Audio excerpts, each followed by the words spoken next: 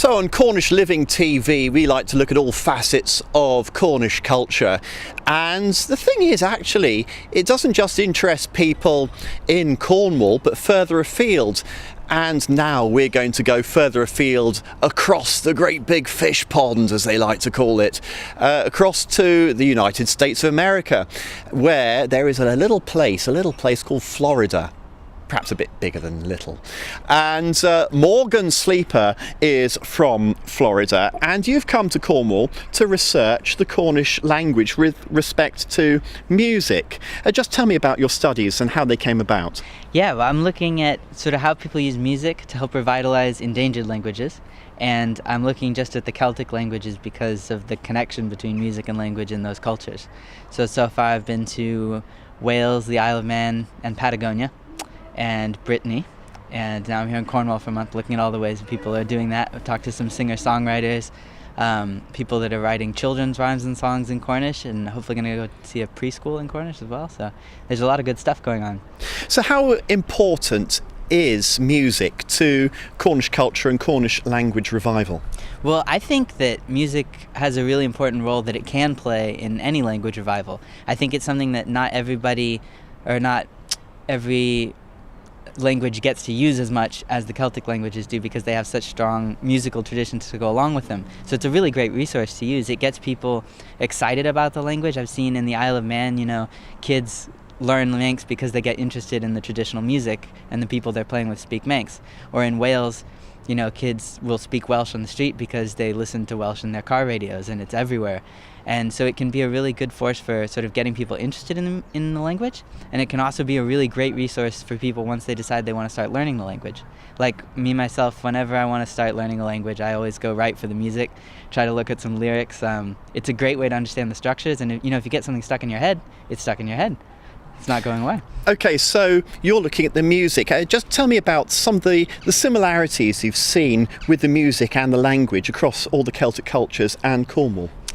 Well, I've been speaking with Phil Knight, who's a singer-songwriter in Penzance, who's doing stuff in the Cornish language.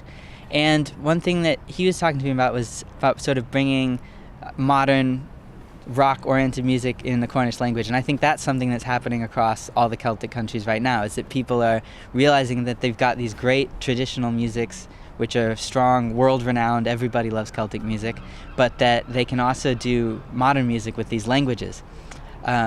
And I think people are finding it really good, both as a tool for language revival, but also for their own creativity. And I've talked to a lot of people who seem to really enjoy writing songs in the Celtic languages, even if it's not their first language, even if they're only learners, that it helps them with their own language learning, and that it's a creative outlet that's quite different from if they were writing in English. So you've picked up on Cornish culture and its music from way across in the United States. I mean, what sort of understanding is there in the United States about Cornwall and its culture?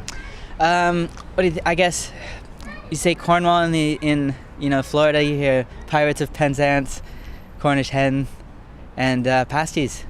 But I think that's changing. I think that the music is I think that's another great thing that music can do for language revival, is it brings a real presence internationally. I think, for instance, Welsh has had a lot of help in its international profile by all the rock bands coming out of Welsh in the last... And we've had big people like Catatonia, haven't we? Yeah. Catatonia, Super Furry Animals. Mm-hmm. In fact, I saw them in my university town. They came and they taught the whole crowd how to say "da iawn" in Welsh. And so they said that after every song, and they played a couple Welsh songs there. And so everyone left that, concert hall with an appreciation of Welsh. I believe, actually, back along, some years back, there was a Eurovision Song Contest entry in Breton as well. Oh, yeah, really? Yes. Wow, fantastic. You have to look at that I one. will, absolutely. Yeah. Yeah. So I mean, I've been across to Ireland several times to the Pan-Celtic Song Contest, yes, where it is the language which is featured, but through the medium of music. Right. And that has been held a lot in County Kerry of Ireland, okay, which is a strong Irish-speaking area. Absolutely. And you're looking at going to Ireland, yeah, but you've already learnt some Irish. Just tell me about some of the way that the Irish culture uses music with the language. Well, certainly I think that Irish traditional music is probably one of the strongest genres in the world. It's exported everywhere, and everybody loves Irish music, from Australia to Massachusetts to Russia, everywhere. And I think people are realizing more and more that the Irish language can be a part of that as well. I mean, it's always been a part of Irish traditional music, but that it's marketable as well. And, I'll never forget my first day of Irish class. We all sat down. We didn't even learn how to say hello. We learned the entire tune and lyrics to Awakatu Mahe Machine. And that was my first Irish class. Do you want to give it a go now? Awakatu Mahe Machine, Wavori no mo wuchalina. Awakatu Mahe Machine, Segdal Shiasan Vor. Very good. And I'll never forget it. Da iawn. Pure there. Diolch. So what can Cornwall and the Cornish culture learn from, say, a strong musical culture like Irish? Well, I mean, I think Cornwall has a strong musical culture like Ireland, and a strong linguistic revival as well.